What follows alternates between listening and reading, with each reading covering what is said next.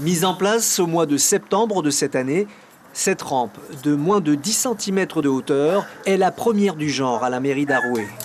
Elle permet aux personnes en fauteuil roulant d'accéder à la salle du conseil. Pour Hakim, employé municipal, c'est un lieu de travail et c'est aussi là où se déroulent des manifestations organisées par son service. Il a toujours dû fournir un effort pour y pénétrer. Alors, Hakim attendait ce petit aménagement depuis 15 ans, depuis qu'il a été embauché.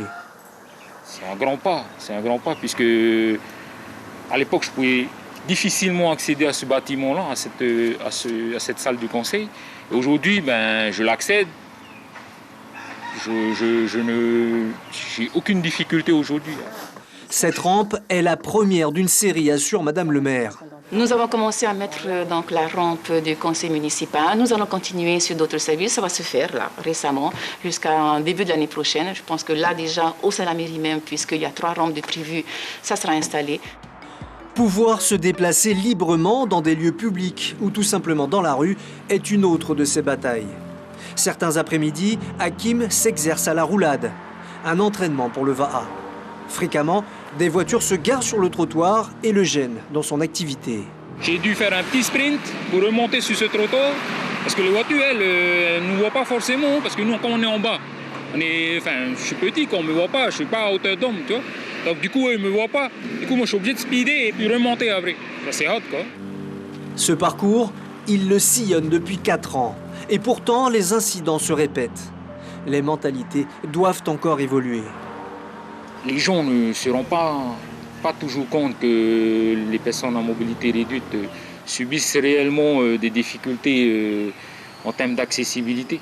Mais je pense qu'il y a un changement qui commence à se faire dans la mentalité. Et puis il y a aussi les trottoirs déformés. Problème insignifiant pour les valides parce qu'ils peuvent facilement les éviter, bien plus difficile à contourner pour les personnes en fauteuil roulant. Ainsi, le constat est clair, il faut encore mobiliser le soutien pour la dignité, le droit et le bien-être des personnes handicapées.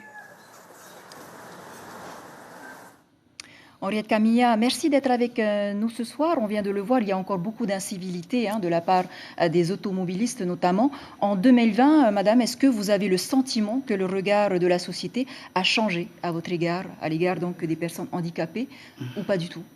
Bonsoir Chiquita. J'écoutais le reportage, il a dit, Hakim l'a bien dit, c'est vrai que les choses évoluent. Moi, je ne peux pas me permettre de dire que rien n'a évolué. Moi, ça fait 30 ans que je me bats au niveau justement de la situation des personnes handicapées, parce que moi-même, je le suis. Donc, dans cette mission, c'est vrai, nous avons rencontré beaucoup d'obstacles. Mais c'est vrai que le bilan que je fais, moi, personnellement, aujourd'hui, avec le temps, au bout de 30 ans, vous savez, les choses évoluent. Ce que je ressentais au début, il y a 30 ans, aujourd'hui, je ne le ressens pas.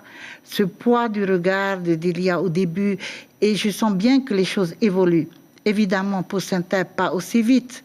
Mais depuis 2015, j'ai pris la fédération Teni Otehuma. Avec tous les présidents des associations, c'est vrai qu'aujourd'hui, on essaie de tout faire, de collaborer aussi bien avec le président du pays qui nous soutient à fond, le gouvernement, l'Assemblée, mais aussi les communes. Et c'est vrai que nous essayons d'avoir un sacré partenariat avec toutes les communes de Tahiti, mais on n'est pas beaucoup, on est des bénévoles, donc les choses se font petit à petit. Alors, mais on est toujours bien accueillis. Il y a 17 000 personnes handicapées qui touchent donc une allocation de 33 115 francs par mois. En fin de compte, Chiquita, non. Je voulais apporter une rectification. Voilà. C'est vrai qu'il y a 17 000 en gros, parce qu'il faut dire mondialement, il faut se dire qu'entre 10 et 12% de la population, ça ce sont les statistiques de l'OMS, ils disent bien que 10 à 12% de la population, ce sont des personnes handicapées. Mais en Polynésie, Henriette? En Polynésie, pour l'instant, en gros, c'est dans les... Alors, grosso modo, il touche une allocation de 33 115 francs. Oui. C'est une somme donc qui va être augmentée chaque année, c'est bien ça? Oui, mais de il 5 ne 000 faut pas francs. que les gens croient que tous les handicapés touchent une allocation. Hein. Jusqu'à aujourd'hui, il y avait même quand tu travailles, quand tu as 80%, tu as une allocation. Mais quand tu travaillais, tu perdais. Dès que quelqu'un en avait un minimum de revenus équivalent à 59 000 francs, on perdait nos allocations. C'est quelque chose que vous voulez changer? Ah ben ça y est, justement, depuis l'année dernière, ce sont des demandes que nous avions fait à président, à M. Edouard Fitch, le 3 décembre de l'année dernière, et il nous avait promis qu'on allait revoir ça, et c'est vrai que depuis janvier 2020, de 33 000, on est passé à 37 000, et l'année prochaine encore, 42 en janvier 2020, janvier 2021, 2022, on va passer à 47, et en 2023, on sera à 50 000 allocations de base. Hein. Et ça, on peut pas, moi, je ne peux pas rester sous silence. Vraiment, il a beaucoup fait, notre président, à ce niveau-là, malgré le Covid. Hein. Parce que quand il nous l'avait promis... vous avez une grosse journée demain. Très brièvement, qu'est-ce que vous avez prévu?